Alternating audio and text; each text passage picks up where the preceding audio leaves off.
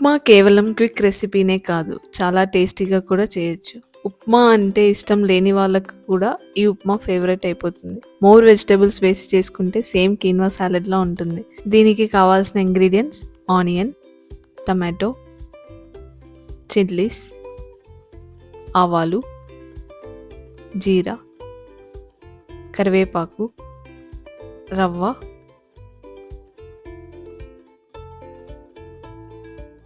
ఒక ప్యాన్లో ఆయిల్ వేసుకొని ఆవాలు, జీరా వేసుకొని చిటపటలాడాక గ్రీన్ చిల్లీస్, కరివేపాకు వేసుకొని కొంచెం వేగాక ఆనియన్ వేసుకొని ట్రాన్స్లూసెంట్ వచ్చే వరకు కుక్ చేయాలి.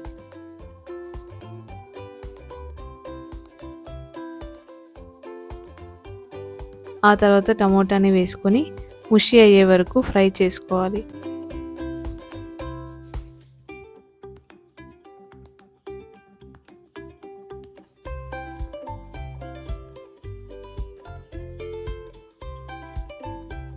ఆ తర్వాత క్యాష్యూ నట్స్ వేసుకొని ఫ్రై చేసుకోవాలి. తర్వాత రవ్వని కూడా యాడ్ చేసుకొని రవ్వని రోస్ట్ చేసుకోవాలి.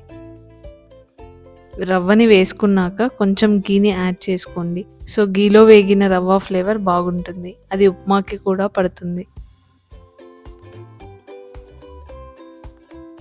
రవ్వ రోస్ట్ అయ్యాక హాట్ వాటర్ యాడ్ చేయాలి.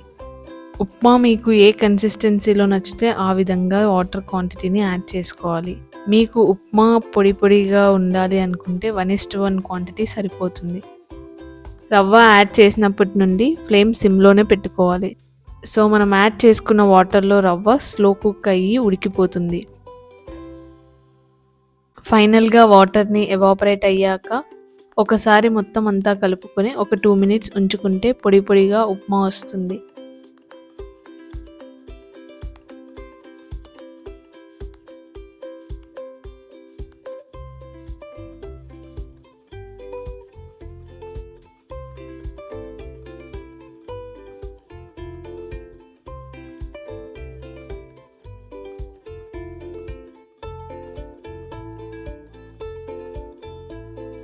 అంతే, వెరీ క్విక్ అండ్ ఈజీ రెసిపీని చట్నీ ఆర్ పొడితో ట్రై చేసి ఎలా ఉందో నాకు తెలియజేయండి.